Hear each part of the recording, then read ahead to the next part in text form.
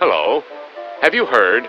Don't wash your hair. There are harmful chemicals right in your shampoo. Don't wash your body. The soap may cause cancer. Don't use lipstick either. It's full of lead. Scared? Is there reason to be? Is this even true? Let's look at the big picture so you can decide for yourself.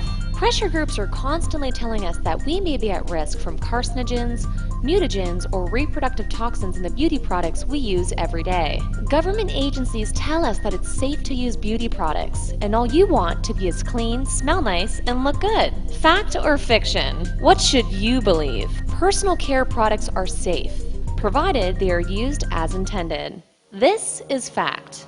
The law in Canada, the European Union, the United States, and most other jurisdictions empowers government regulators to take whatever action is necessary to ensure that products are safe. As a result, the products that are on the market today from legally compliant companies are safe products. Some pressure groups have identified certain cosmetic products that they say may contain known or suspected toxins. They also say that they are a risk to consumers. Yet, at the same time, government regulators inform us that these products are safe. So, who should you believe?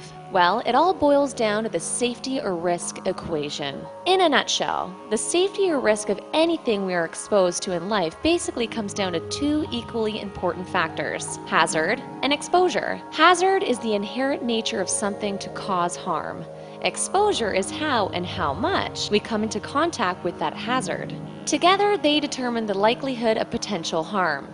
In other words, we need to consider both hazard and exposure to really understand the risk to our safety. When pressure groups warn us that there are toxins in a product we use and that we are therefore at risk, what they are really talking about is just the hazard part of the safety equation.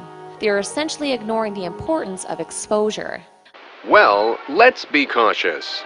Let's have no exposure to these substances at all. That will certainly keep us safe. But dismissing the exposure part of the safety equation is not practical and does not tell us what we really need to know.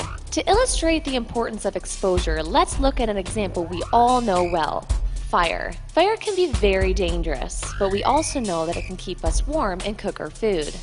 The inherent danger of fire to burn us is, of course, the hazard. The issue of whether fire is a safety risk depends on our exposure to that fire. A fire burning in the fireplace or wood stove keeping us warm is a very little risk. Lighting a match while standing in a pool of gasoline is an entirely different matter. Now that you get the two parts of the safety equation, here's an example of how it works in products we use. Several pressure groups warn parents not to use baby shampoos because of the presence of minute amounts of 1,4-dioxane, which may be a carcinogen. 1,4-dioxane is an unavoidable byproduct of the manufacturing process. Health Canada looked at these trace amounts and concluded that you would have to wash your baby's hair 620 times a day, every day, to be exposed to an amount that would be a concern to your baby's health. Certain pressure groups have also warned about tiny trace amounts of lead that may be found in lipstick, less than 10 parts per million. Health Canada looked at the same concern, and what did they conclude? You would have to eat not one, not two, but over 5 tubes of lipstick a day to get anywhere even near a level of concern.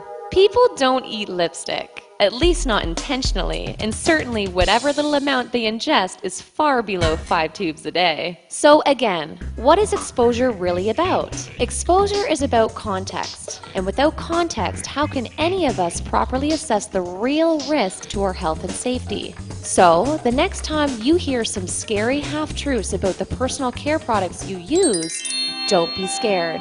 Take a moment and ask yourself if you've really been given both sides of the safety or risk equation. Because when you are given all the facts, there really is nothing to be scared about. For more information, please visit www.cctfa.ca,